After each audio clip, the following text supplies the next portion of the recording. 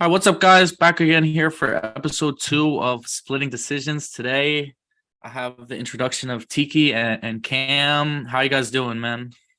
What's going on, bro? I'm good. Oh yeah, you asked a question. I'm good, man. Thanks. How are you? Good. I'm excited to talk to you guys. We got some good news for this week. It's been a busy week. How are you guys feeling? Anything you guys want to super excited about to talk about? Yeah, News actually, look at wise, this. we Look at this. Look at my fucking feet. nice. All right, continue. Now that That's all Tiki I showed wanted to off say. his shoe game. Cam, first jujitsu practice tonight. How'd it go? It was fun. Ne- It was rough ne- though, but Next Damian Mayo or not yet? oh, uh, yeah, probably not. But No, maybe just like settle for a cool Charles Oliveira, something like that, something light. But that's good for like people who might want to get into BJJ for you to talk about, I think. yeah, Yeah, especially um, as you only go to your first practice one time, So Right? yeah, I got a long road. I'm excited for it. Cam, what it's made you want to start that? Um, Always having an interest for it. Watching. It's kind of like the perspective of people saying it's boring in like MMA, and it's kind of weird because that's always kind of grabbed my eye when I watch is how some of those people actually do it. You know, in the fights. And Mm, I don't know, I just want to try it out. heard yeah, that. awesome, man. I mean, trying new things is an important part of life. So we're definitely excited as your friends that you're exploring jujitsu, and we encourage everyone out there to go try new things and especially try martial arts.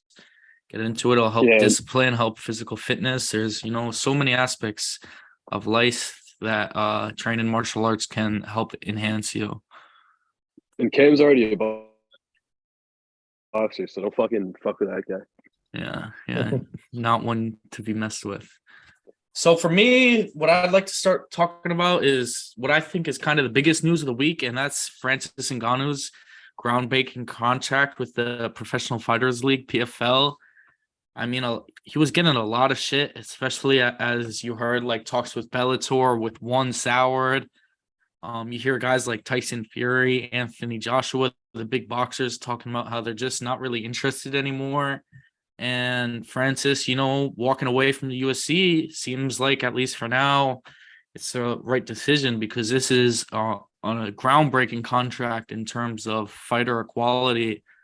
Um, for some of the details of the contract, Francis will be making high seven figures, so like 8-9 million per fight as a base salary, as long as splitting revenue for all the events.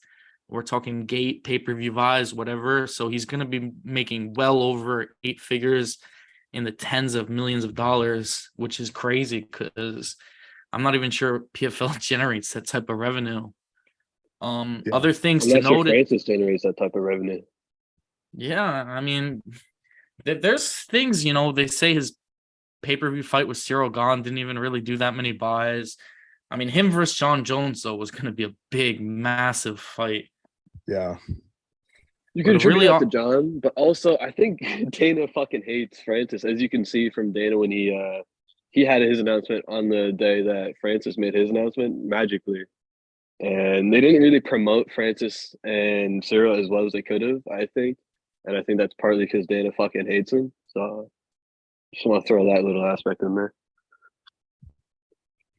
yeah, I mean, Dana's definitely not happy at his heavyweight champion of the world walking away to another promotion.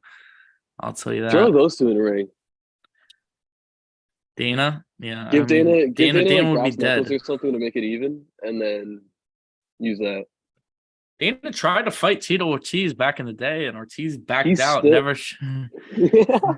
It's just kind of he still crazy. claims that he would beat Tito up, and I kind He of believe probably him. would have. He Dana was got a in decent boxer shape. before he was anything. Yeah, Yeah, and he got in decent shape again. I was like, okay, all right, okay. Motivated Dana and motivated McGregor, two most deadly fighters. Fucking So yeah, dude, more I wish we parts of got like Francis. Dana versus Joe or something. Joe too is a bad motherfucker, man. Joe's got the taekwondo, the jujitsu. Those are two roided out motherfuckers. No, at least Joe's honest about it though. I hate the dude, the dudes that just like I don't know, like Michael Hurd and those guys. It's a lot in like the fitness world, right? Like that. Or anybody from like how does what's his face Overeem? How did he pop in Glory? You have to literally piss through a car to pop in Glory. Like that's crazy. Yeah. PFL actually just had like 9 fighters test Santos, hot. yeah, Yeah. yeah. Santos, a lot of guys. So that's another thing you want to look at if you're Francis. But some other details in the contract is that his opponents are going to be guaranteed over $1 million per fight, which, I mean, I guess if you're going in there against Francis Ngannou, you deserve that. And then he's also going to be part of the board of the newly founded PFL Africa, which, you know, kind of seems to me like they just gave him a fake title to make him sound happy and important, because from everything I've seen, PFL Africa doesn't exist. I mean, I think the contract's a huge W for him and big L for PFL. Yeah, I mean, like, I also think like a big thing that's people don't really factor into it is he's also 36 already. He won't fight until he's 37. Mm-hmm. That's a great point, because he's not fighting. He already Yeah. declared he's not fighting in MMA till at least 2024. So yeah, heavyweights do have some more longevity, but 37, you know, as far as years left in his prime as a top in the pinnacle of sports, you know. And we'll see. And What do you guys? if he does fight in boxing between then, he's probably going to take a lot of damage in that if he's fighting fucking Fury or one of those guys. That's what I was about to say. He's going to have like a really packed schedule if he really wants to do all what he wants to do, if he's actually going to do all that. Time's kind of a big factor because I don't know. I can see him doing it for a bit, you know, all this extra stuff, but and his knees aren't getting any healthier. Yeah. Yeah, I mean, I'm curious as to who he would even box, because I mean, Joshua recently came out, said he's focused on a fight with Deontay Wilder. Usyk is booked against Dubois. Fury's looking for a July return in Wembley against Zhang or Andy Ruiz. So it's kind of like the top stars have kind of moved on, and maybe Fury's still out there. Fury's kind of a wild card, will do whatever he wants. But he might really not even end up fighting a super marquee name in boxing. I'm sure they'll get a deal done by the end of the year, but it might be not like a top fight like we would really hope for. I think Tyson Fury needs to shut the fuck up. You're not a fan? Exactly. I mean, wait, Cam, what were you saying? Sorry. Me personally, I grew up kind of like Tyson Fury, you know, if you guys might remember that, you know, like I loved the dude, but the stuff I keep seeing on him is just it's pissing me off. John Jones thing, you know, with him saying that if he got locked in a room with like a one-on-one with anyone in the world, he would win, and he said he would still be John Jones, and like that just kind of made me put a sour taste in my mouth, because it's John Jones. Come on. Yeah, and have you seen Tyson Fury's legs? Like he has I mean, John Jones doesn't have big legs either, but like Tyson Fury's a big motherfucker, dude, and he's so you can't act like he's crazy for saying he could beat the shit out of anyone in the world. I mean, he's the undisputed lineal heavyweight champion of the world in boxing, one of the greatest heavyweight fighters.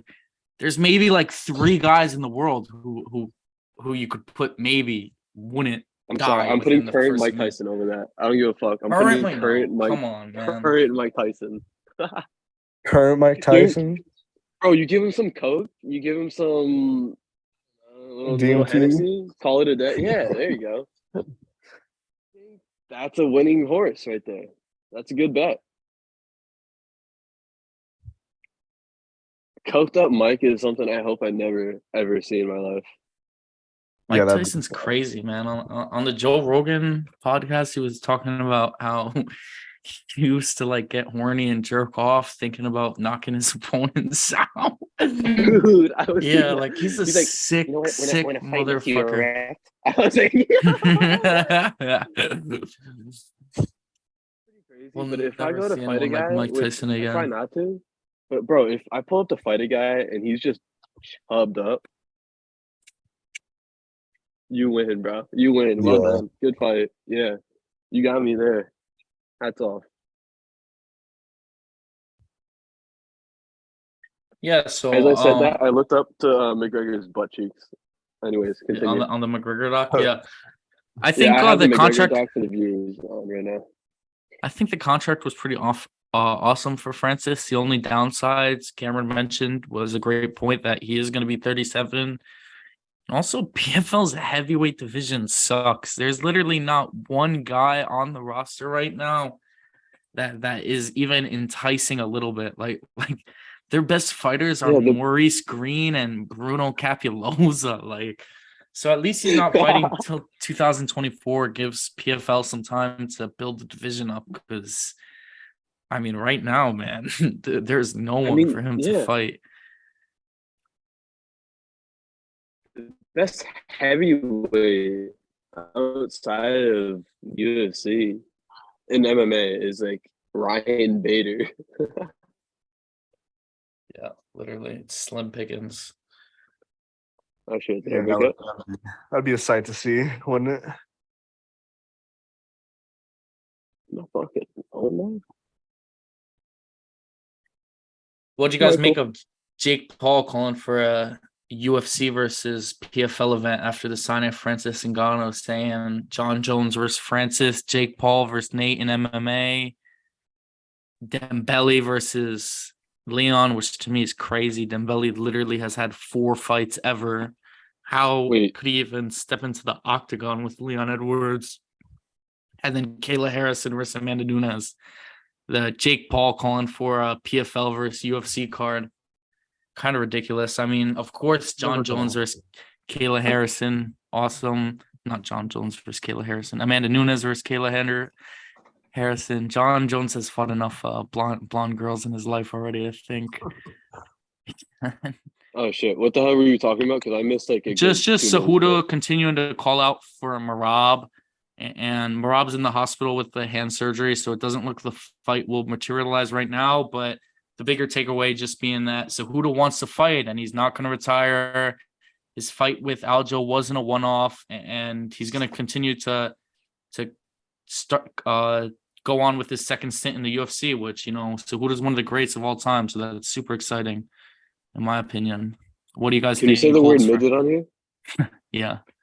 Yes. Well, that fucking midget needs to shut up. But however, I do like him. I like the fight with Merab. It's a banger. Also, what's up, Remy? How you doing, my boy? What up, Tiki? Nice to Yeah, meet I you. mean, nice to meet you. I think that's a great fight, man. I love that Henry Cejudo's back. You know, just he's one of the greats. He's one of the best of all time. So just having him back in the game is great. It's a lot of fun. Honestly, though, you know, this might be controversial, but what Merab did to Piotr Jan last time, I'd have to favor Merab at this moment in that fight. You know, just the Aljo pace. can take him down.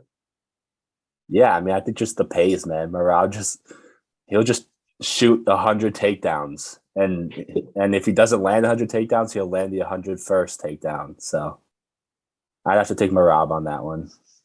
I agree. Well, do you see Aljo still moving up if Merab did win that fight?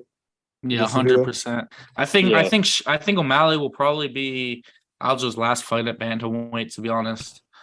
He'll probably, and I think he'll make, which, moving on, we've had a lot of fights announced officially. Almost Wait. Sorry, real quick. Do you have O'Malley or Aljo, yeah. So I think which has been finalized, UFC 292 in Boston, along with a ton of other fights. I definitely think Aljo is just too good on the ground, man. I mean, he's so elite, and he's really starting to prove himself.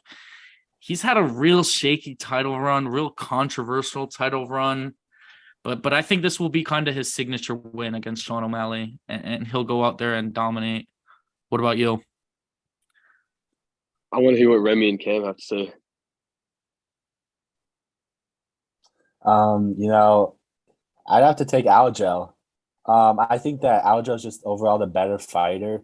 One place in the fight where O'Malley can win is like in the pocket, and when Aljo's coming in, O'Malley could hit him with a knee or straight or something that could catch him. But other than that, man, I see Aljo taking O'Malley down and doing what he wants on the ground. Yeah. My thing is Aljo has that such awkward fighting style on the feet, and I think I want to say it might throw Sean off, but I mean, if we're being real, it probably won't. But I think he'll do what he's been doing, just kind of backpacking. I mean, he didn't really do it too much to Cejudo, obviously. But yeah, I have Sterling winning that too. It's a good matchup. I'm taking Sugar. Oh shit! Okay. Yeah. Well, because by KO, right? By KO. Yeah, early. Has to be. I feel like he finds that chin, finds that tempo early with something or a knee, as you said. The knee's a good call there because he's Aljo's gonna shoot. Because if he stands, he's fucked. But the he's gonna second shoot. knee, Aljo loses. Sean's gonna be ready for that. I think early he puts him away, but obviously he could just get drowned for 25 minutes. Well, who did he get knocked out by last time? I can't remember. Moraes? Marlon Moraes. Brutally. Dude, he was fucking snoozing too. He got dabbed. He got dabbed at me badly. So also announced on that card as the co-main event was Weili Zhang versus Amanda Lemos. What do you guys think of that fight? Kind of light work for Weili Zhang, or does Amanda Lemos present some problems? Yeah. No. Light work. Yeah. That's what I figured. I think Zhang is that bred in a Chinese factory, man. Yeah. Rose is she can take her time all off, of her fights, and then put on one of the worst fights ever, and then fucking I don't know, retired? What the fuck happened? She did like a grappling thing and like became a farmer. Rose is a weirdo, man. I mean, as talented as she is, she's a real weird person. That whole situation is really weird. You guys know, the viewers wouldn't know how much of a fucking huge fan I was of Rose, but like, I can't be a fan of somebody who doesn't fucking fight. Yeah, I know. It's tough. All right, sorry. I need to get that off my chest. I think easy for Weili. Hashtag where's Rose? Oh yeah. Yeah, so we were kind of blessed with fight news this week. I mean, it's like the MMA gods were smiling down on the Splitting Decisions podcast. They want us to have some good content. The BMF title is back on the line at UFC 291, as Tiki alluded to. That Dana White dropped a bomb the same night as Francis got re-signed. Dustin Poirier versus Justin Gaethje. For my money, one of the best matchups you could make in MMA right now. I mean, the rematch, how could you guys not be excited for that fight? 5 rounds. I mean, I have no idea who's going to win. I'd probably lean Dustin Poirier to win again. The CTE championship. It's going to be a war. It's going to be bloody. It's going to be at altitude. 5 rounds for the BMF title, and probably for a title shot too at 155. Not that either of them really stands a chance against Islam, but I know their brain fluid was seeing that that fucking announcement. Like, we got a job cut out for us. Yeah. Golly, there's gonna be some damage done. Oh my god. Yeah, I mean, I honestly like Fitz. I don't really know who's gonna win. If there was a gun to my head, I'd choose Dustin. My brain says Dustin. My heart says Justin. I'm just excited for violence, man. Feed me violence. That's like that guy with his titties painted, like give me blood. Yeah. Just bleed, literally. Just bleed. Well, that's every Justin Gaethje fight, though. But especially against Dustin Poirier. And the co-main event of that card is arguably just as good. Alex Pereira making his light heavyweight debut against the former champ John Blachowicz. this is a tough fight. I mean, Jan is as good as it gets at 205, and a win against Jan puts you right in the title picture. But his takedown defense is definitely going to be tested. His gas tank will be tested. It's a tough fight between two big, powerful boys, and we got a good one as a co-main event. I think he's fucking sad on like Izzy. Really? Yeah. Yeah, I mean, I think the big question is this fight is what Jan are we going to see? I think we know that Pereira is going to show up. He shows up every fight. Are we going to see the Jan that broke Dominic Reyes' face and that beat Israel Adesanya? Or are we going to see the Jan versus Glover that like didn't even show up? Yeah. I think I forgot that fight happened. Damn. Yeah. Obviously, if the Jan that shows up is the one that fought Glover, he's not going to win. If Jan is the one that showed up against Dominic Reyes, that Jan shows up, it's honestly 50-50 for me. Because Jan's got power, man. That Jan has power. Polish power. And Alex is coming off like what? He's gonna fight 4 months after he got knocked out. So yeah, that's a good point. I didn't even think about it. That's a really quick turnaround after a pretty brutal knockout. Like it wasn't a TKO. Izzy put him out cold and landed some extra shots on the ground too. So good point there. That shit had me screaming at my ceiling. Oh my god. And oh, Jeremy. Yeah. Look at my feet. Whoa, what the fuck? What are those? Dude, my ex got me these and I still wear them. Dude, it looks like They're you're so ready for a comfy. fucking mountain climb. I They're feel so like I hate fucking those. comfy. I feel like they'd be clunky walking around, dude. I don't walk I'm around in them. I just sit in them. That's why. I'm a flip-flop, man. Flip flops inside. You got the dogs out inside like that? I got the dogs out outside like that. I'd be rocking the Ugg moccasins in the crib. Ugg moccasins. Yeah, That's moccasins are valid. fire. That's valid. I know Cam just goes either wet socks or Yeah, wet socks is crazy. What? That's violation. Come on. what gives you that idea? Wet socks is Bro, walks around with Persona, wet socks. I would say, Just squishing around the house. dude, that's like top 3 worst feelings. I feel like you're only saying that because of where I live. Ooh. That's actually exactly why. That's exactly why. Actually, that's funny as hell. Yo, I don't know if you guys mentioned this, but Cam had his first jiu-jitsu class today. Yeah. How was that? Oh, it was crazy, man. It was crazy. Like you just said, we talked about it a little bit, but Yeah. just It's hard, dude. The warm-ups are the hardest part. literally for like no reason. Yeah.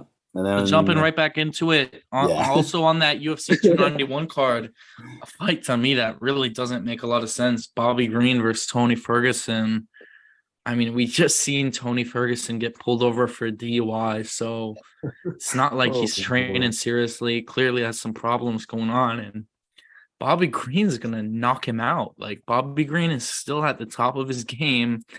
Bobby Green has pretty much knocked out everyone he's fought recently. Like, why? Tony looked terrible against Nate Diaz. So bad. No Bobby fight. Bobby Tony Green's Ferguson gonna in it just makes knock sense. him out.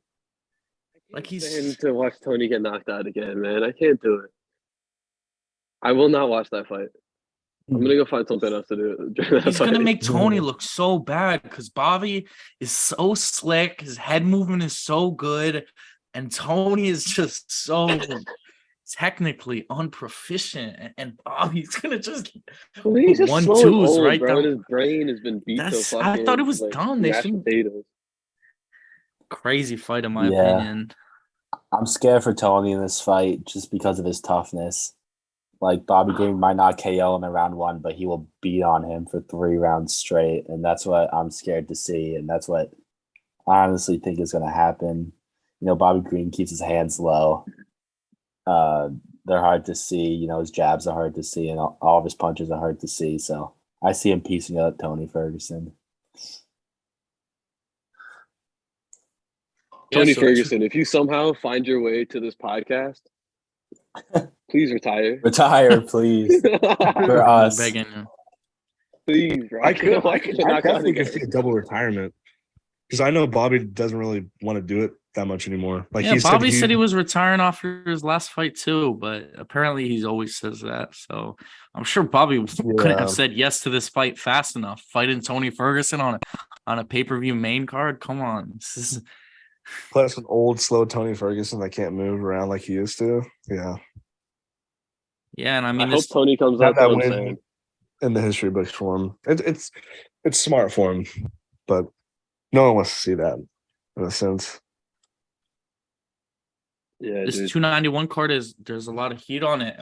One fight that I've seen stir some controversy online is Paulo Costa versus Ikram Aliskerov, who we just saw at UFC 288 knockout Phil Hawes.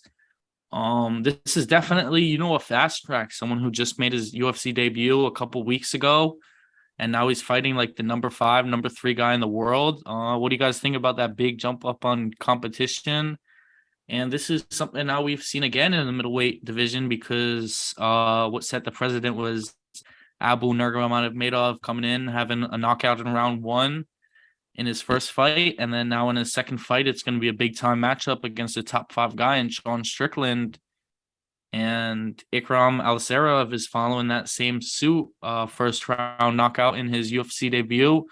And now he's fighting at the very top of the division. So we'll see how it goes. But it'll be a good fight nonetheless. 2 heavy hitters. You'd hope Paulo Costa would get that job done, though, right? It's hard to say. I mean, ever since Paulo Costa lost to Izzy, like he hasn't really looked the same. I saw this stat the other day that Paulo Costa has not beat an active UFC fighter. Huh. Everybody he's beat is not in the UFC anymore.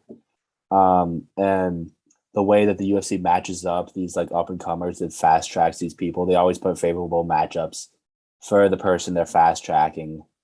So I honestly do see Aliskerov winning this. It's kind of hard to choose against my boy Paulo Costa, but what Aliskerov did to Phil Hawes, I mean, Phil Hawes did hit him, or not hit him, but Aliskerov did kind of like he was. He didn't look throwing as some. clean as he could. He looked off. Yeah, balance. I mean, Phil Hawes was looking balance. good. He was winning the fight, Yeah. but he slept them. But I got Aliskerov. I'm gonna take Costa. I think the fucking scale is gonna be his hardest issue. Yeah, that's a good Fucking point the because CBG. we've seen Paulo try to move up to 205, but I think he re-signed a pretty 6-fight deal or something with the UFC. I know he was having contract issues for a while and finally got it done. So let's hope he's really, taking his career seriously and has some title ambitions and is not just trying to be a funny guy on Twitter, That is your own personal problem. Is like top 3 lines with like, who the fuck is that guy?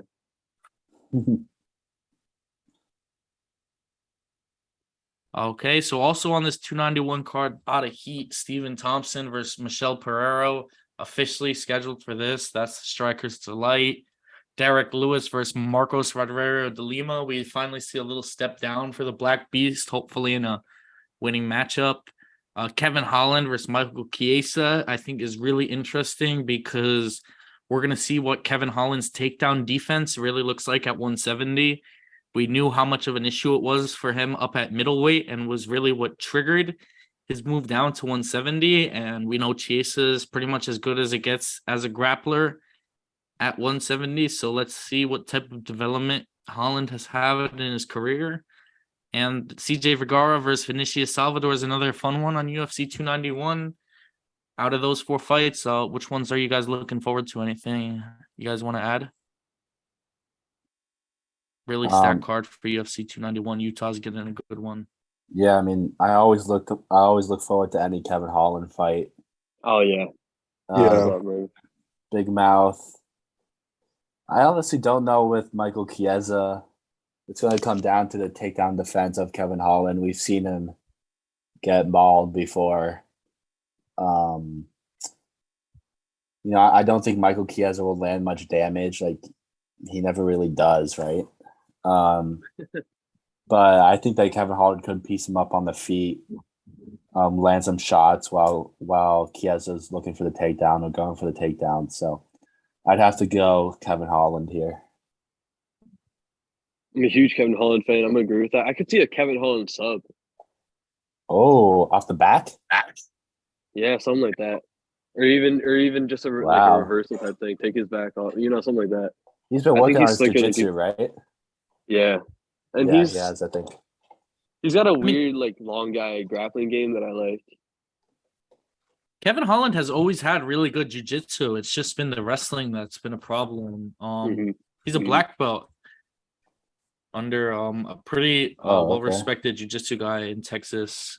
Travis Luter. Yeah, he's a really, really legit name in the BJJ world. So Kevin Holland's don't forget against Jacare was throwing up submissions from bottom like Yeah. nothing, Yeah. triangles, and finished Mhm. them from bottom.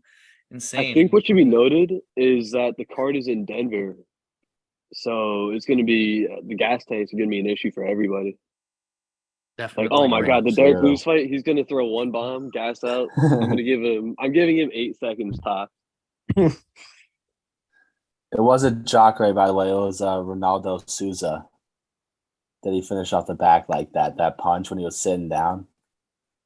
That was a crazy finish. He's But got yeah. some crazy in general. And He's got some hands. Nico Price is fighting soon too. Robbie Lawler. He's got some crazy finishes too. Off This the is the back. last fight. Robbie Oh Lawler yeah, has Robbie fight. Lawler's, Yeah. Just Damn, good, a you know. legend. Robbie Lawler kind of gets, I feel like, disrespected among the legends, but his run at 170 was incredible. He is arguably like the greatest 3-fight stretch in history with his rematch of Johnny Lawler, his rematch of I'm a Rory McDonald fan, bro. Rory so, McDonald, yeah. and then his fight with Carlos Condit. Those 3 fights in a row. I mean, just Yeah. 3 I'm a Condit fan absolute too. war. Absolutely. Condit fight was amazing. So yeah, besides those 2 pay-per-views, 291 and 292, we got some other really exciting news. For UFC London, I thought it's pretty interesting. 2 middleweight fights got announced, both with fighters who are changing divisions. First, we see a fighter moving up, Brian Barberena, to take on Makhmudov, who's the if you guys might know, he kind of only reason he really has relevance is because he's like Floyd's first ever MMA fighter, TMT's first ever fighter, but he's never really amounted much in his career, but he's a powerful guy, and it's a tough matchup for Barberena, especially moving up in weight. I think he'll probably get slept. And also at middleweight is Paul Craig versus Andre Muniz. So we see Paul Craig move down from 205 to 185. Little crazy because Paul Craig has kind of been a staple of the light heavyweight division over the past 5 years or so. And that's a really, if you think about a high-level jiu-jitsu match between Andre Muniz, who I know has lost some hype after losing his last fight to Brendan Allen, and Paul Craig, who is known to have one of the best guards, best submission games in the light heavyweight division. He's going to test it down. What do you guys think of those 2 fights? Paul Craig. I think that Paul Craig, Andre Muniz, that's as you said, like that's a grappler's delight.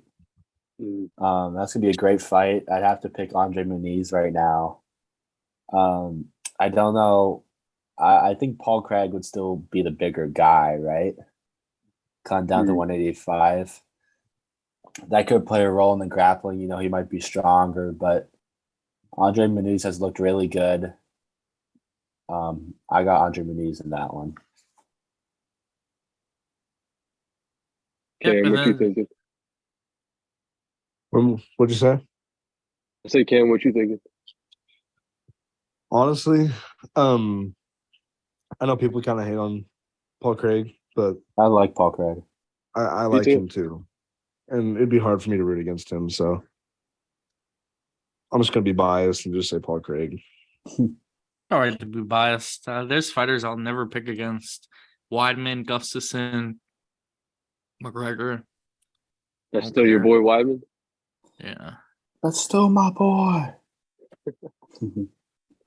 And then arguably the biggest news of all, we finally find out where Kevin Lee will fit into things again. He's back in the UFC.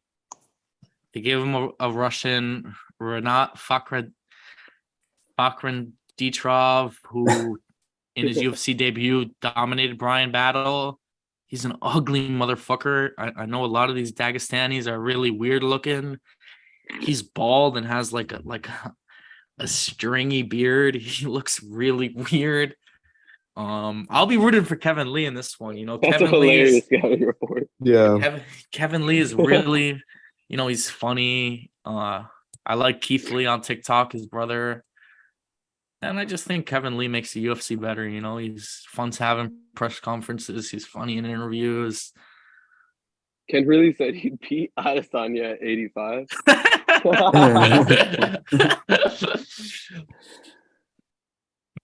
I think that Fakhretdinov wins this. I haven't seen much from Kevin Lee lately. I mean, that's it. I haven't seen much from Kevin Lee lately. I don't trust him. Fakhretdinov had kind of a boring fight in his UFC debut. It was a decision win. It wasn't the most exciting thing ever, but Shocker, it was a fucking lay and pray from a Dagestani. Who would have thought? but he will lay and pray again against Kevin Lee, and I think he'll win. Yeah, what happened when Gregor Gillespie tried to do that to Kevin Lee? What happened? Didn't work out so left good. foot to the face. Yeah. Let's hope Kevin Lee puts on a vintage performance. Wasn't that? Yeah, I was gonna say, wasn't that like fucking 7 years ago? Yeah, that's him. Kevin Lee and Conor McGregor last 2 wins in the UFC octagon. All right, but I mean, I think that pretty much sums up the news. Let's get into this upcoming fight night. Dern versus Hill. Being honest, not the greatest fight night card, but you know, we had a really good card last week, an awesome card last week. So whatever. Sometimes these cards turn out to be the best. There's a lot of female fights on this card. Some of them, you know, pretty high level. Some of them not too much. Starting off the card is Takashi Sato versus Themba Greenbow, 2 low-level guys. Not really much to say here. Probably loser goes home. I actually want to jump into the next fight because this girl, Natalia Silva, who's fighting Victoria Leonardo, if you don't know about her, she's actually the biggest favorite on the card. She's on like a 7-fight winning streak. She had a spinning back kick KO in her last UFC fight. And she's in here. Victoria Leonardo's tough, but Natalia Silva is definitely someone you want to keep an eye on. Definitely someone you want to watch. Not necessarily really someone you could bet on here because she's like minus 1,000, but she's going to be probably a name that becomes more familiar amongst MMA fans going forward. The next fight on the card, I think, is one we definitely should talk about a little. Chase Hooper, who's boy wonder, one of the youngest fighters in the UFC, pretty popular kid, is making now his lightweight debut, moving up in weight class against New England Cartel member Nick Fiore. So he's a teammate of, you know, those guys, Calvin Kattar and Rob Font. Fiore had a tough fight in his UFC debut. He dropped it to Mateusz Rebecki, who's a tough wrestler as well. Both these guys are pretty credentialed on the ground. We've seen Chase Hooper struggle consistently throughout his career, but what do you guys think he can do at 155? And do you think he'll do any better, or? I think Buddy should have cut to like 125, bro. Yeah. Yeah, I don't think I like him too. I don't think that going up in weight is probably the right decision for Chase Hooper. Obviously, like, I don't know him as well as his team and he does, but it seems like, you know, in the least disrespectful way possible, and for lack of better words, he just seems like kind of a fragile guy. And so I don't really trust him. I don't really see myself picking him. I'm gonna be honest, I haven't seen much of Nick Fiore, but I hate to do it, but I have to pick against Chase Hooper. Yeah, I agree with that. Nick Fury or Nick who fucking Nick Fury? Nick Fiore. Yeah. Seems like an Italian. He's a Northeastern guy, so like typical Italian Jersey, New York guy. But he trains with, you know, some elite guys. Calvin Kattar, you know, that's a great gym up there. Tyson Chartier, and he's supposedly pretty legit on the ground. So Chase Hooper is really high level jiu-jitsu guy, which, you know, he's put together some UFC wins, some good performances, which for someone with his skill set just kind of shows how good Chase Hooper's jiu-jitsu is. But I agree. I think Fiore will get the job done. I think he should look to keep it a stand-in and kind of tee off on the awkward Chase Hooper. But maybe this move up to 155. Jeremy said it. He's real scrawny, real fragile. Maybe this move up, he puts some muscle on and has a little bit, better build, and it can help his wrestling in there. Yeah, I Well- gotta say that every single one of Nick Fiore's wins was in the first round. So Yeah, so definitely That's look not out for good. this guy. That's a fight to watch. Yeah. And I'm a skinny guy and everything, but Chase posted a picture of his move up compared to his 145 physique, and I couldn't tell the difference. Yeah. So I don't know about the Yeah. whole move up there. Maybe he needs to get on that Alistair Overeem and Fucking Risen. horse meat. Yeah, routine. Horse meat Moving Hooper. up, yeah. He probably swallowed some horse meat back in his day. Pause. Moving up on the card, we see Alir Latifi also end another MMA retirement end early.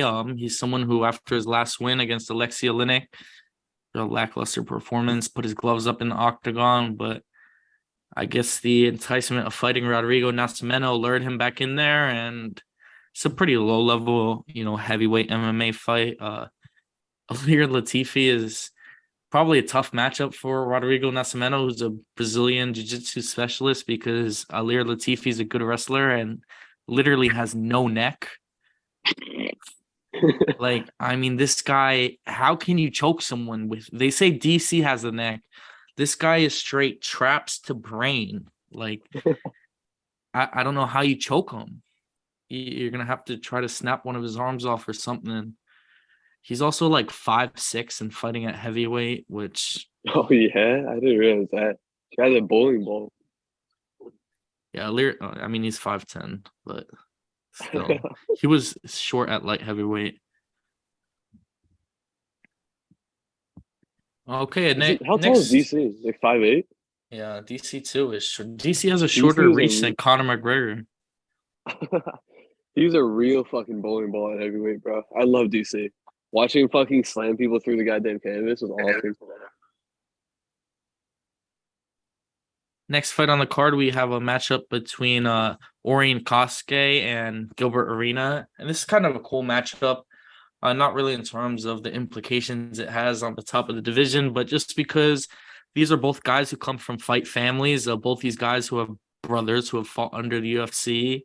And it's also a battle of the two UFC breeder programs. Orion Kosuke comes from Dana White's Contender Series, and Gilbert Urbina comes from The Ultimate Fighter. Urbina was on Prime Battle season. He was the runner-up. He really shouldn't have been the runner-up because he lost twice, but due to injury, he got a fight in the finale.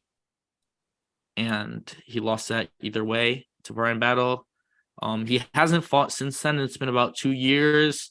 Orion Kosuke is a guy who came into the UFC with a lot of hype. Him and his brother both won on the same night of the Contender Series.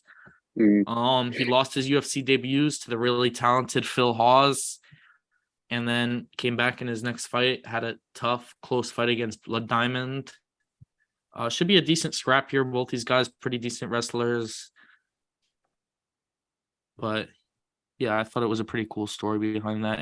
You guys have any take on this fight, or we can move on to the next one? Yeah, Orion Kosi impressed me on the Contender Series ever since that fight. I don't know why, but I've just taken a liking to him. I've been a fan. He's strong. He's decent everywhere. He's not exceptional anywhere, but he's decent everywhere. He doesn't really have any like glaring weaknesses. But he hasn't won in the UFC yet, so we'll see if he can get his first win. He did win his last fight against Blood Diamond, so he's 1-1 in the UFC. Urbina's contest.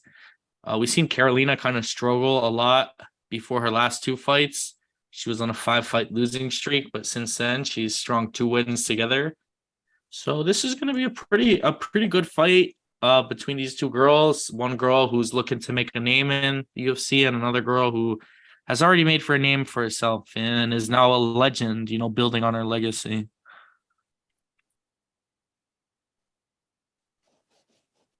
Yeah, I can't think of much to say about that one either. It'd be a win for the fans, I guess. No, you don't like Carolina? Come on. Her chilling on the I fence before fights. I'm a Queen Valentina fan. I'm a Mackenzie Dern fan. Yeah, we'll I'm talk a about Amanda Mackenzie Rivas Dern. fan. That Mackenzie Dern bathing suit IG pick was kind of game changing, man. Who there? I don't. Never mind. I shouldn't bring that up. But Horny fucking bastard. yeah. Hmm. I just want All to right, the watch next fight on the fucking card Dark is Lucid and his big fucking hot meaty sweaty body nuts. move around. That's what I want to watch. Yeah. Next fight on the card is a really good one. It's this Chinese lightweight Mahashet, goes by one name, fighting Slavakaz Bordashev, who's an alpha male fighter, also from Dana White's Contender Series. He came off Contender Series really hot. He'd had two really nasty KOs in a row, and then in his last two fights, he's really struggled, got taken down a lot, almost 30 times in his last two fights, which is ridiculous. And Mahashat also struggled to stop the takedowns in the last fight against Rafa Garcia.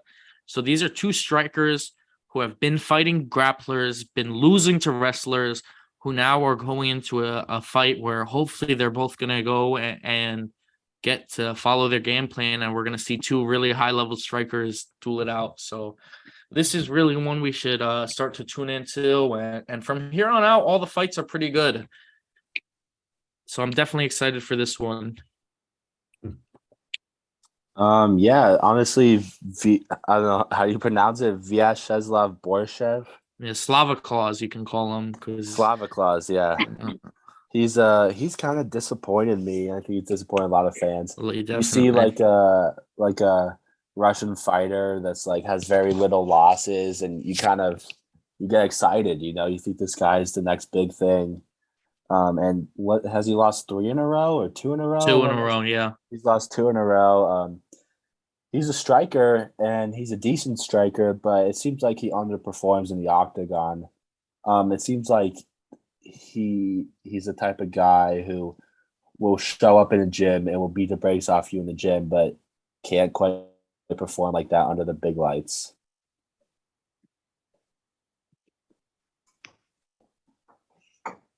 Yeah, and then moving on to the fight night main card, we have Michael Johnson taking on Carlos Diego Ferreira. Michael Johnson moving back up to lightweight. Johnson's been really putting it together lately. He's a fighter, on his day is one of the best fighters in his world, but also can lose to anyone on this card. Could probably, we've seen him drop some crazy fights. And then he's taking on Carlos Diego Ferreira, who at one point was a really respected name as one of the most underrated fighters in the lightweight division. And then he's dropped 3 in a row. He hasn't been too active, has had a lot of injuries, but he's lost to real tough fighters. His last 3 fights, Beneil Dariush, Gregor Gillespie, Montez Gamrot. He's, a talented fighter, great jab, great head movement, really excellent grappling. I always think of his fight with Gregor Gillespie as one of the most action-packed grappling fights we've ever seen in the octagon. It was just a scramble fest. I think we were all in the chat. We were reacting to the fight. It was still around. And like, as far as a fight that's, a grappling fight, that for my money is the most exciting grappling fight I've ever seen. I mean, those boys put on a show that night. But this is an interesting fight between these two. Michael Johnson has been hot, but this is a real tough fight. How do you guys think he'll do against Carlos Diego Ferreira, who's returning after a year off about? Yeah, if you tell me you can predict a Michael Johnson fight, I'm going to tell you you're full of shit. Yeah, I'd have to agree with that. If Diego Ferreira gets a takedown, he could do something with that. But I do see Michael Johnson. I mean, he's impossible to predict, but I'd say overall he is the better striker in this fight. Diego Ferreira does have like pretty good striking though, from what I've seen, from what I remember. Michael looked fast his last time out. Okay, Michael Johnson. But as Fitz said, Diego Ferreira has great grappling. he's always a guy I've respected. Even though he's lost 3 in a row, he's always a guy that, I've respected. He takes tough fights. He doesn't back down. And he won't back down against Michael Johnson either. He eats a shithole. Yeah. And then another good fight on the main card. We see Joaquin Buckley moving down from 185 to 170. You've seen him say this week in interviews he's tired of getting knocked out by middleweights, but he's taking on a heavy hitter, the Portuguese Andre Fialho, who we saw, really make some noise coming into his UFC career with a tough fight against Michel Pereira, then strung together 2 wins, but then since then has dropped 2 in a row. Buckley also has dropped his last 2 fights. I like Fialho in this one, but what do you guys think? How do you think Buckley will do in his welterweight debut? I think welterweight for Buckley is definitely the right move. If he's not, he's always, in my opinion, been a small 185er. Yeah. So I think as a move to 170, it's definitely the right move, but this is going to be a tough fight. Fialho's just made some weird, questionable, on the feet decisions recently. He's a very good striker, but I don't know. We'll see. I'm gonna go with Buckley. Yeah, I don't think Fialho can take. If I had to point to one fight that's must watch, it would be this fight. This is gonna be action packed. There's gonna be some big punches, some big shots thrown, some big shots eaten. 2 really heavy hitters. I don't know where to go here. I think I'd pick Fialho, but he hasn't looked, as Tiki said, he hasn't looked very good in his last couple fights. I'd have to go Fialho. Joaquin Buckley making his welterweight debut. As Tiki said again, he might be drained. He might, we don't know. He was a small middleweight, but he's a big dude. His muscles are huge. Yeah. So we'll see with that. Yeah, we'll see with that. I think that Buckley's probably the stronger guy, but Fialho could land some shots on the feet. And then a fight I have no idea why it's a featured bout on deck from the main event. Real low-level women's MMA fight, in my opinion. Emily Ducote versus Lupita Godinez. I'll be outside smoking a joint, taking a break. Lupita should get the job done. Emily Ducote, she had a tough fight in her UFC debut against Angela Hill, but she's a former Bellator fighter. Overall, just 12-7 against Lupi, the tough Mexican fighter. Not much. I think we should put Cam in the ring with them. Yeah, we should just move on. Sometimes this UFC, how they arrange the card makes no sense. But in the co-main event, it is another really good fight, a middleweight fight. Edmen Shahbazyan, who once was the golden boy of the UFC, someone who was, put on to be one of the youngest champs. We've seen struggle a lot. He dropped 3 fights in a row. He got finished, I think, in 3 fights in a row, but finally in his last fight came back, knocked out Dalcho Lambaguya, and now he has a tough fight against Anthony Hernandez, a really underrated fighter. He's someone who's had 3-fight win streak, and is coming in as a pretty heavy favorite against Edmen Shahbazyan. I like Edmen here to get it done as the underdog. I think he kind of turned it around in his last fight. I believe he's moved on his camp. He's no longer with the head movement Ronda Rousey coach, which, is always good to hear because that guy's one of the biggest jackasses in MMA. And Edmen's still very young. He still has a lot of room for growth. We've seen Hernandez get finished by kind of a similar long, lanky striker in Kevin Holland before. And Edmen definitely has some power, and I think he's going to get the job done as an underdog. What do you guys think? Anthony Hernandez is someone who's kind of perennially slept on in the middleweight division. Yeah, Anthony Hernandez is a guy that kind of continuously surprises me. First time he subbed Rodolfo Vieira, who's like he hasn't really been performing great in the octagon, but he's a grappler. He's a credentialed grappler, so that was surprising. And then he subbed Marc-Andre Barriault, which was also surprising to me. Edmen Shahbazyan, bouncing back from those 3 losses was good to see. I think that if he could get some wins going again, he could, possibly crack a top 15 soon. And in this fight, I'd have to pick Shabazian. Yeah, well, then you should head over to a sportsbook and put some money on it because you'll pretty much get 2-1 odds, which is surprising to Are they a me. sponsor? Yeah, hopefully one day. One day. No free ads. Yeah. Yeah, fuck them. Pay me. All right, so main event, not one I'm really looking forward to. I guess a pretty good fight between Mackenzie Dern and Angela Hill. A top 10, top 11 matchup at strawweight.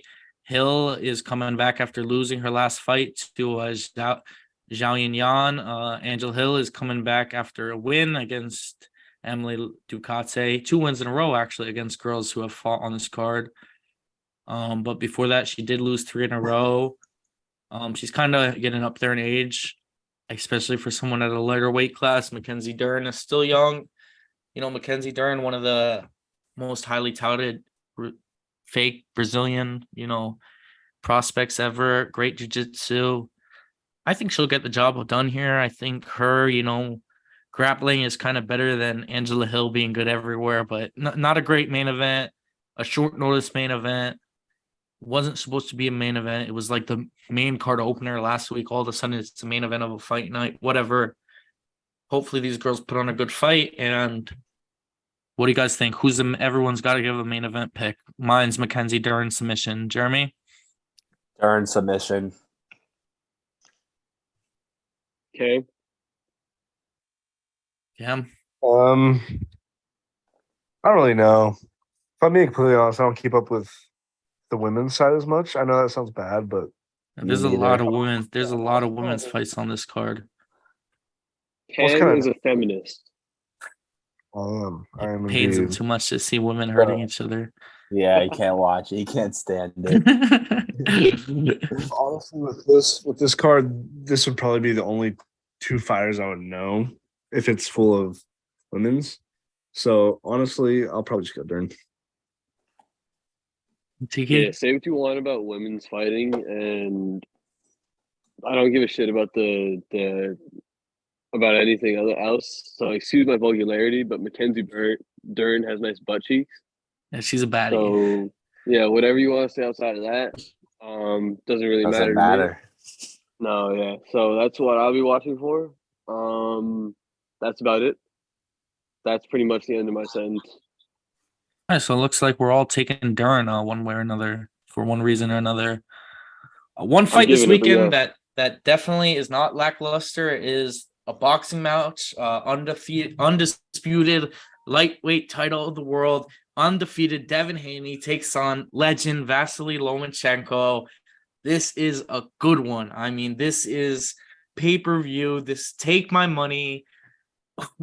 I hope it's not a boring fight because these are both super technical guys. And sometimes we do see that can be boring, but these guys are both 2 of the greatest fighters we've ever seen. What are you guys thinking going into this one? Can I be honest? If they not fucking promoted it. Yeah, I mean, boxing in general is tough, but this one doesn't need much promotion. As soon as you hear these 2 guys are fighting each other, take my money. That's it. What are you about to say, Cam? I was gonna say, well, the first thing I was saying is they didn't really promote it till it was damn near close, like 2 weeks out. But I just want to say it bothers me how much people are sleeping on Lomachenko because his fight with Teofimo Lopez. You can say what you want, but in my personal opinion, he only lost that fight because of his shoulder and the whole injury with Teofimo. I mean, he still wasn't doing the best, but if he was fully healthy, I think he would have beat Teofimo. And people are just kind of ruling him out in this fight. And don't get me wrong, he's a little bit older, and Devin Haney's like that young dog, But Loma still has some fight. That's a good point. I can definitely see him getting away with this. But I just think he would have been. Uh-oh. You cut out. I could take over. Yeah.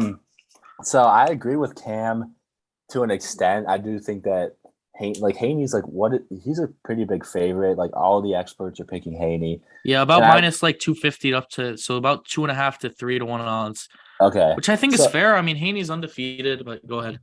yeah, so I'd agree with the experts. I would pick Haney. But Loma is being underrated. Obviously, he's one of the greats. He's a Hall of Famer. He's extremely technical. But he has been slowing down lately. It's not just the Teofimo Lopez fight that brings down Loma's stock. Richard Comey landed some big shots on Loma. Richard Comey, who's a guy who's like, no offense to him, but he's not of that stock. He's not of the stock of Haney and Loma. He was piecing up Loma at times. He was winning the fight against Loma at times. This is the classic fight between the old grizzled experienced vet versus the up and comer. I'd have to side probably with the up and comer this time. This is a fight where I don't think you're going to see very many like huge like clean shots land. No flash knockouts or anything, but it's going to be a chess match. And this is have that power to do that. Yeah, this is like a real, boxing, like hardcore boxing fan. Like this is a fight for them, for us. Yeah. And so I'm super excited. This is the fight I'm looking forward to the most this weekend. It's gonna be a chess match. I can't wait. I think the defense is going to be just so beautiful to watch. I love watching great defense. I think it's going to be so nice to watch, even with Loma's age. He's still this day, I think, has some top tier footwork. Yeah, the footwork on display in general in this fight is going to be insane. I mean, we know the stories about Lomachenko being put in like ballet as a kid to perfect his footwork, and Devin Haney is as good as a natural athlete as we see in boxing. It's going to be a good one. It's going to be a chess match, like you guys said. It's going to be a highly technical fight. Likely is going to go to decision. I think probably most people will pick it to go to decision, and it'll probably be a real tough one to score if I imagine. So I agree with you guys saying that Lomachenko is being disrespected as the veteran coming in, but he's a legend. This guy's lost 2 fights in his entire career, never been stopped. And Devin Haney has really by far the toughest challenge of his career. And we'll hope going forward, whoever wins this fight, it'll be pretty much nothing but tough fights. I've seen Haney saying that if he wins this, he wants to move up and fight the winner of Teofimo Lopez and the British guy is fighting, name slipping my mind, but it would be interesting to see Haney move up. There's also, of course, Shakur Stevenson around. I'm gonna split the decisions here. I'm gonna take Loma in this fight. Yeah, that's what I'd like to see too. Let's split decisions. I'm going Tiki. Yeah, so it's literally split because I'll take the favorite. I think Haney gets it done, but I think it'll be a very close. I think Haney by decision is probably lock or the fight to go to decision in general. I don't see either of these guys going out. Yeah, I mean, Fitz. What? Do you moisturize? Why? Your skin looks beautiful, my boy. Thank you. You got all. It's the light. It's the light. It's the light. It's the lighting. Yeah, I mean, Sarave gang. Oh yeah, the lighting's great for your skin, and this fight's great for boxing. Yeah, I mean, two guys at the top of their divisions fighting each other, like this is rare for boxing. Yeah, boxing got a lot of slack for not putting on these fights for a while, but we're starting to really see it happen, which is great for the sport. Even Haney was saying that they need to take more advice from the UFC and just fight. Facts. And I agree. Me too. People say the UFC is killing boxing, and I believe that to an extent that it was and that it still is a little bit. But a big part is no one's fighting the other big names. Well, we should bring up influencer boxing at least a little bit, just because that's kind of the biggest thing right now. That's crazy. Yeah. I mean, if I'm being completely honest, that's what got me into boxing like 5 years ago. Was Wow. KSI. I was the biggest KSI fan, dude. I had Damn, no that's clue. crazy. Oh, yeah? That is crazy. And look at that. You're Wow. you've won real boxing matches and you were I inspired by know. that. So that just It goes to worked, show the though. It reach it worked. has. Yeah. It Yeah. sounds That's stupid, but crazy. KSI is the one who inspired me to start boxing. Fucking Yes, at sadly. KSI. At KSI, please. For Cam. Yes, That's that crazy. KSI. First guest on the podcast, maybe. That'd be sick. Yo, that'd be hype. That'd be lit, wouldn't it? Oh my god. I used to watch KSI back in his like his FIFA days. Oh yeah. I don't know if he still does that. I don't watch YouTube that much anymore. But like when he was like first starting off, he was really fucking funny. It's actually I actually do like to see what him and Jake Paul and those guys, even Logan, what they're doing. Just because like I don't know, good for them. They're fucking Vine kids that are like doing big things. I mean, obviously it's like kind of goofy, but whatever. I mean, I don't watch them personally, so I don't really care that much. But good for them, you know. Yeah, I mean, Yeah. there is also one other pretty big boxing fight going on this weekend. Undefeated Irish champ Katie Taylor is looking to defend in Dublin against Chantel Cameron. Women's title fight, but it's a cool fight because this is Ireland versus UK, so the fans are really going to be passionate. I'll take Katie. And yeah, Katie's a big star. Yeah. She's a star in the making, undefeated, beat Amanda Serrano, but this girl she's fighting, Chantel Cameron, is 17-0 so someone's O has got to go. I don't know too much about her opponent, but Katie Taylor's a beast, and as a fellow, Irish Fitzgerald, I'm rooting for her. Yeah. Really? I thought you were Samoan. Yeah, really? No, I actually thought you were Indian. Yeah, and by the way, on the Devin Haney Loma undercard, Oscar Valdez fights a guy who lost to Shakur Stevenson. Jeremiah Nakathila fights, I think he lost to Loma.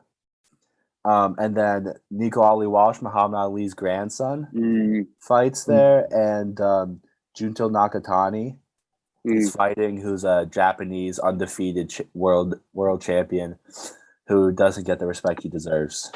So that's a When pretty does stacked Inoue card. fight again? Talking about Japanese fighters who don't get the respect they deserve. Yeah, that's exactly. When does Oh, yeah. Inoue fight Oh, he fight. I got it. I'm about to get it. again? Yeah, I fucking love that guy. That guy's Who? so sick to watch. He's got power. He's and his range, his control. He fights July everything. 25th in Tokyo. Oh, that's hype. That's hype. Yeah, versus Stephen Dude. Fulton. That's a tough fight. That's a good fight. That's a very That's a good fight. good fight. Yeah. We'll cover that on a future episode. Yeah. Last fight of note probably is the IBO World Superweight title, another Ireland versus UK matchup. I'll be back in the champ, the Irish Dennis Hogan. He's a guy who's had some up and downs in his career. We've seen him. He lost to Charlo back in the day, but since then he's been successful, and he'll take on 24-2 James Metcalf. Should be a pretty exciting fight. But besides that, I don't got anything to say about that fight. Yeah, I I don't just know like much about I either just fighter, like the honestly. whole idea of this whole in Dublin card, Irish fighters, Irish champs fighting real top level English fighters. It's gonna be a good Yeah. event. The fans, atmosphere is going to be yeah, crazy. exactly. So it's definitely one you guys want to tune in for. Who do you think would win an award? The Irish people or the English people? I mean, English we've seen that. people. I think we've seen Yeah, that a we've few seen times it. throughout history. We saw it for like 800 Today. years. Hasn't gone Today, too right well now. for us. Yeah, still I'm probably gonna. England. I don't Whoever know. I the just fucking think USA backs, that's the answer. Yeah. Which would be the British. Or the English. Ew. Yeah. Just in general, some of my picks, Fitzmagic MMA, you can follow me on Instagram. I love to bet on fights. I do it every week. Some of my favorite bets for this weekend, just for any of you guys who want to tail. I think Rodrigo Nascimento gets the job done pretty easily against Dalir Latifi. I don't think Latifi really has anything. It's a pretty close line. I like Vanessa Demopoulos as well. Carolina has won 2 fights in a row, but Vanessa has also looked really good. And I think she gets the job done. She's coming in as a slight underdog. Like I said, I like Andre Fialho, but that's a tough fight. And then finally, Edmund Shabazian, I think, has a lot of value as an underdog. I hope you guys had a good time. Cam, thanks so much for coming on. Real quick. You guys should actually listen to Fitz's picks because this motherfucker sends his picks in our little group chat, and this guy just has greens all the time. It's crazy. Yeah. I'm not a betting man myself, but you guys should listen to that motherfucker. It inspires me, man. It makes me want to go and try. And Yeah, probably- You same. got to turn Oh, 21 yeah. first, Cameron. So let's That not. is Cam, how old are you? VPN. Just graduated high school. That's crazy. Already has one. Fuck, bro. He won Yeah, I boxing match. graduated He last won amateur boxing matches before he even guy had was a high prom school king, too. diploma. Yeah, Cam prom is king. him. Damn. This Cam is our is first him. real Give me legit Newtown guest Junior. is Cam Yeah. Wagner. Cam Wagner, amateur boxing, undefeated, prom king, recent watch out for Oklahoma that type, motherfucker. recent jujitsu class goer and Fed farm boy. high school grad. Yeah. Who? Got Get the that. fuck out of here, Cam Wagner. Yeah, Plains dweller. What's your nickname? My nickname? Black Beast. Oh, yeah. That's Black fire. Beast. Beast Wagner. Oh. Nah. I don't have a nickname, bro. We gotta get the nickname going. I mean, the stash could be involved. Cam Wiggle Wagner. The Wiggler. The The Wiggler. Wiggler. Oh my god. Cameron Might use some- Cam Selleck Wagner. The Heat Wagner. I'm not gonna lie. The Heat. I originally wanted to use Fury as my That is sick. name, but it Cameron didn't really Fury roll Wagner. well. Bam Bam Cam Heat Wagner. Wagner. Bam Bam Cam. That's a good one. That's pretty cool. One of my favorite players of all Cam time, Meat though, Hammer Cam Wagner? Chancellor. Oh yeah. Yeah, Dude, the Legion of Boom was sick. it was. I miss it. I mean, you're a Good Seattle times. guy too, so that must have been a time. Bro, Yeah. what did it feel like? Fucking handed to Marshawn. What did that feel like? Yeah, as a Seattle fan. I remember, bro. I cried. That was the only time I cried at a sports game that wasn't because of like a retirement. Damn. That was crazy. We went nuts seeing that happen. One of the all-time Worst moments. call in the history of. I'm talking like when the Romans were fighting in the Okay, Colosseum, and yeah, like okay. when they released lions into the crowd. I think not running it with Marshawn on the one was a worse call than releasing lions into the crowd. Like that's crazy. You know, you can't live in the past. What it is. You guys got Geno Smith now, so a lot to look forward to. Facts. He was balling though. He was balling. That is true. Straight to what, third place in the division? Yeah, and Wilson was blowing cheeks out in Denver, bro. Yeah. Altitude fucked with him. Massive Like he's gonna fuck cheeks. with all the fighters. Hey, we made the playoffs, so that was a plus. That was a win on my books. My Giants are coming. Watch out. It's another team with Where? a shitty quarterback just because they make the fucking playoffs in a terrible NFC. Danny Giants- Big Hot delusional. Jones is coming. If the Giants didn't have Saquon, they'd win like 5 games. Yeah, I know. One thing the Giants I do like, I think Brian Dable is really a great coach. So Oh yeah, and also fucking Sexy Dexy, bro. That guy has won so many games for us. Dexter Without him and Lawrence, yeah, Saquon, we'd be fucked, bro. that was a big re-signing. Jets need to go ahead and re-sign their guy. Why do they bring all the Packers receivers over to the fucking Jets? What's the They point? they It have didn't like work on the 13 Packers. receivers on their roster. It's crazy. They're gonna. That's all that work to be like 8 and like whatever, at most. I'm lucky an Aaron Rodgers hater because I had a boy like for a long time that was just like an obnoxious Packers fan. So just like he wouldn't shut the fuck up. And I have nothing personal with Aaron Rodgers. He seems like a nice guy and his ayahuasca and all that, but fuck him. It doesn't the really Jets, seem like too. too much of a nice guy. He's kind of like a notorious douchebag. Yeah. Aaron Rodgers. Well, Didn't he see, I dump don't his care like that- I don't- pregnant girlfriend or some shit like that? I forget. He like Oh, doesn't yeah, talk to City any of Boys his up, family. baby. He doesn't talk to any of his family members. Like, Yeah. and not too much of a Boys up, nice. that's That's what I'm nice. He's talking like in about. like the John Jones kind of nice guy category. Yeah. See, I John don't care Jones that John much Jones about is him like a from- psychopath though. He's nuts. Yes, he is, Like- bro. He like acts like a good boy, but he's not. I know it's actually really Yeah. unnerving to like hear him like pretend like he's a normal functioning human being when like Yeah. if it was like back in the day he would just be going around like beheading people, you know. The clip of Dana like saying we can't bring John Jones to Vegas. I saw the other day. It's just so funny. It's like we can't even bring him here for a night to induct him into the Hall of Fame. John Jones and Vegas Dude, just don't go together. Did you see that It's just- video? The video of him? Which one? What? When he fucking headbutts the cop. Oh, the cop car. Yeah. Dude, I was like, yo, Bro, imagine arresting John Jones. I'd be scared out of my fucking mind. Cops probably have fucking like a Beyonce. protocol for it at this point.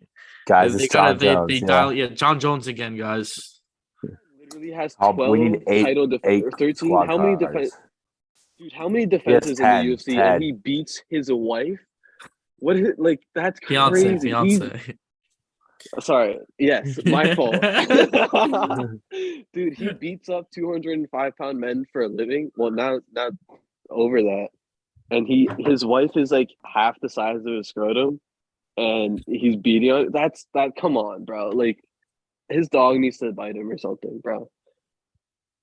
Like that's crazy. That like Yeah, what the Sergey fuck? Pavlovich is gonna have to teach him a lesson, I guess. Ooh, yeah. What do you think of the Francis John Jones thing going on? Well, they Dude, talking why trash? are they fighting? They're not gonna fight each other. Why are you guys even I don't know. interacting? Dana's not with each gonna let other? that shit happen. Clearly, I mean, Jake Paul called for a UFC versus PFL event. Kind Never of a gonna crazy happen. thing. Never gonna happen. We've seen. It was a I mean, smart call out by Jake because it's not gonna. Some of the happen, fights but- made sense. Amanda Nunes versus Kayla Harrison, obviously, is one fans have wanted to Only see. reasonable one. Yeah, Jones but the versus UFC doesn't gain anything from that. Yeah, I mean, I Can I think make just the Taylor fact- Harrison has a dick jokes on here?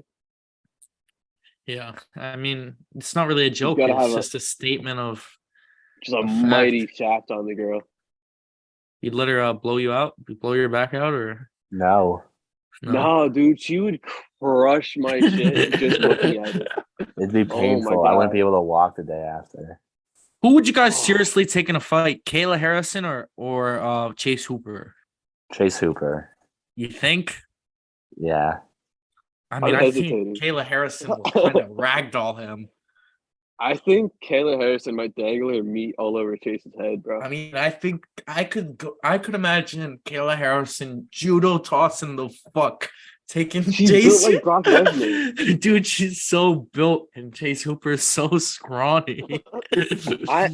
I legitimately have a bigger physique than Chase Hooper, and like that's crazy to me because I'm 6'3" and like 155.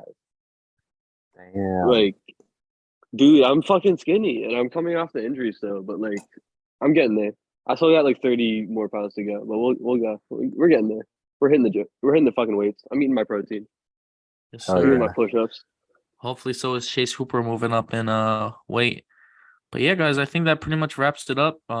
Great episode. I hope everyone listening Who do you think has a enjoyed. bigger dick, Okay. Chase Hooper or Kayla Harrison? I don't know how big the Well, are we thinking Kayla Harrison is originally male or She kind could of was? just have one of those giant clits. She might have Yeah. like God. a fat meaty like like clitoris. like the leathery bodybuilder. Yeah. Like imagine her children breastfeeding her, like they're just getting straight testosterone. It's like pretty much TRT therapy. Like there's no milk. It's just Coming out, her kids coming out looking like Vitor. You seen Vitor in his bare knuckle fight? Holy fuck, bro. Yeah. How about what you said in the fucking group chat, my boy Houston headlining a bare Oh knuckle my fight god. at And 50 he looked years juiced to the old, gills man. too. Oh, he looked. I'm sure he is. I'm glad he is, because maybe that'll give him, a shot to survive. thought But I actually also thought he died. So I was like, what? that was pretty shocking news. I could have sworn I saw him like honestly. I'm not joking. I legitimately thought that was a headline. So I was like, what? Like where the fuck did this guy come from? All right, guys. Yeah. So thanks so much for tuning in. We'll be back after the fights, either Sunday or Monday, recapping everything that goes on. Hopefully, we have a great weekend of fights and a lot to talk about. Cam, thank you for hopping on. Tiki, Glad to have you for the first time. We'll be back. We'll all be back. Please follow us on Instagram, Twitter, Split Decisions Podcast. Subscribe to the YouTube, like it, notifications on. And Hit yeah, a like if you think Fitz is cute. comment down below who you guys most confident pick of the card, if you guys have any, or what fight you're looking forward to most. Yeah, Split Decisions. That pretty much. Thanks, guys. Thank you. Let's Yep. go. Good shit. Episode 2 in the books, baby. Another one. I have to Yo. pee so fucking.